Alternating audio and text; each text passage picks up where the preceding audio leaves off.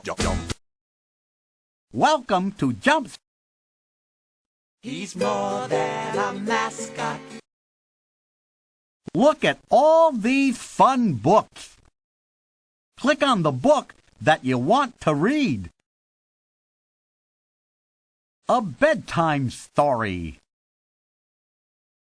This part of the book. Roy G. Biv by Glynis Campbell. I met a boy named Roy G. Biv. Can you guess where he might live? On a rainbow in the sky, in a castle way up high.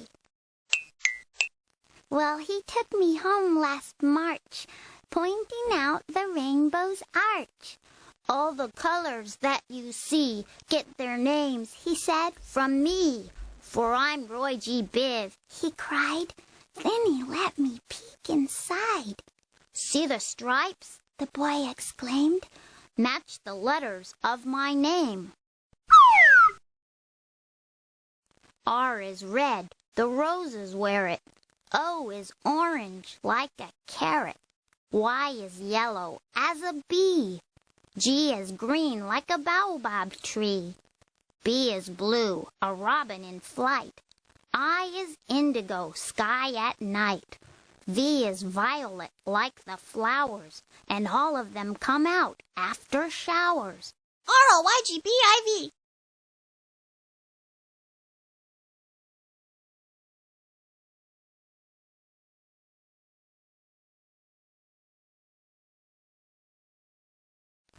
Roy G. Biv then shook my hand. I must go. You understand. The clouds are moving from the sky.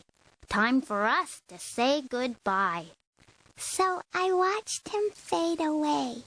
I know he'll come back someday. If you look where rainbows live, maybe you'll see Roy G. Biv.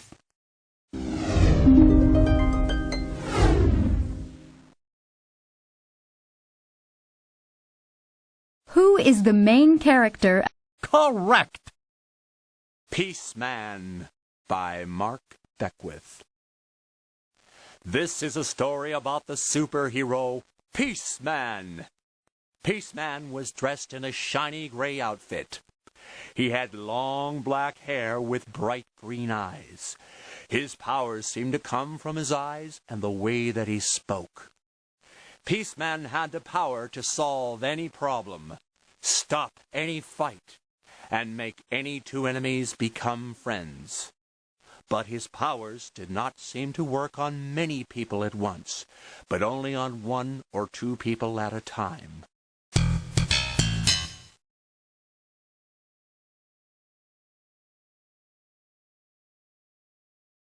One day, Peaceman came to a school where there was a problem. A group of kids wearing blue jackets were yelling at a bunch of kids wearing black jackets. The black jackets were screaming too. They needed the help of Peaceman. Peaceman stepped between the black jackets and the blue jackets and said, "Look at me and listen to me."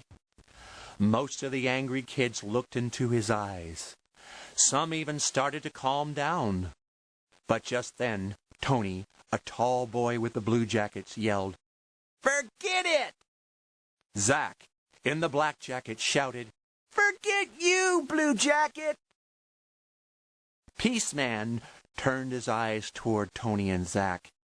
Using his peace powers, he talked gently to the two boys. Soon, Peaceman got Tony and Zach talking to each other in a gentle way. After a while, both boys were laughing. Tony went back to the blue jackets and spoke to his friends. Zach returned to the black jackets and talked. It seemed that none of them could remember why they were angry at the other group of kids. They just learned to hate each other.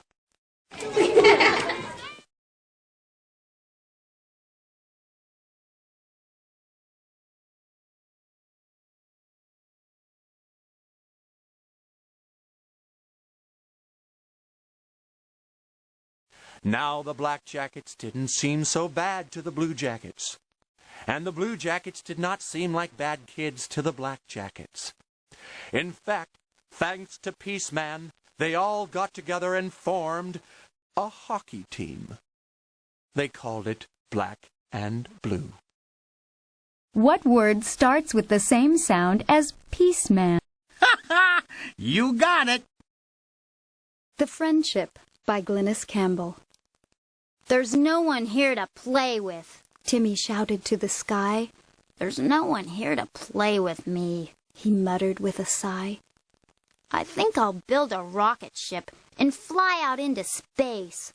There has to be a friend for me in some remoter place.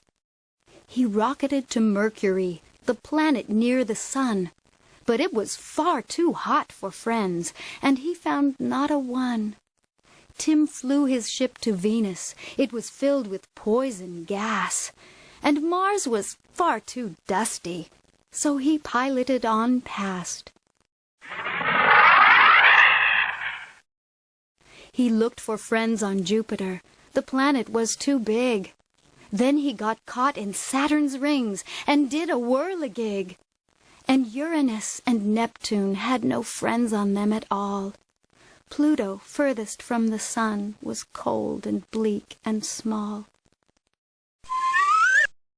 So sadly, Timmy turned his ship and headed back for home. He'd found no friends in outer space, and still he was alone. But as he flew his ship to Earth, it bumped and rattled hard. It tumbled from the sky and crashed into his neighbor's yard.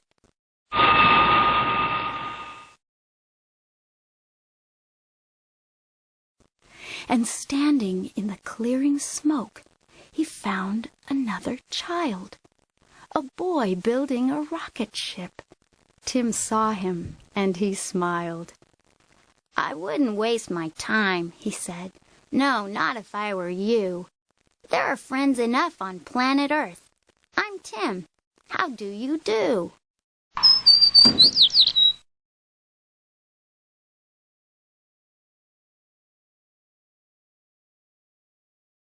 What planet did Timmy go to first? Mercury, Saturn, Sun, Moon. Correct. Bedtime Story by Glynis Campbell. Be careful when you read in bed, for I have seen it happen. I've seen a girl forget to close her book while she was nappin'.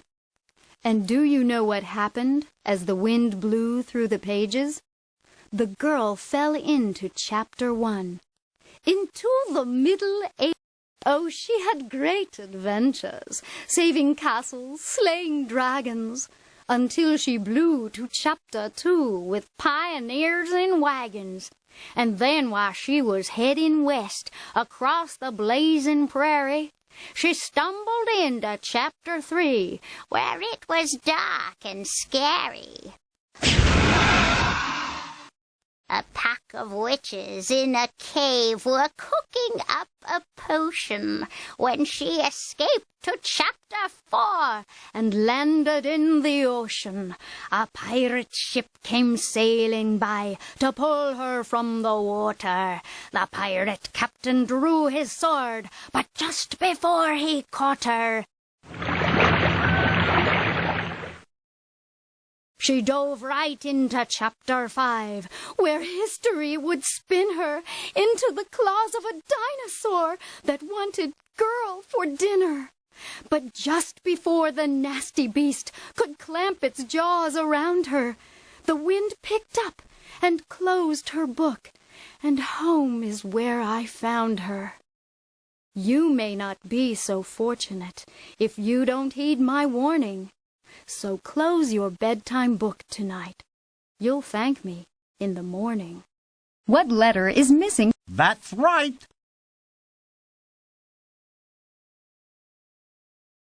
Welcome back, ladies and gentlemen. Our player is only 13 points away from winning a brand new reading cap. See if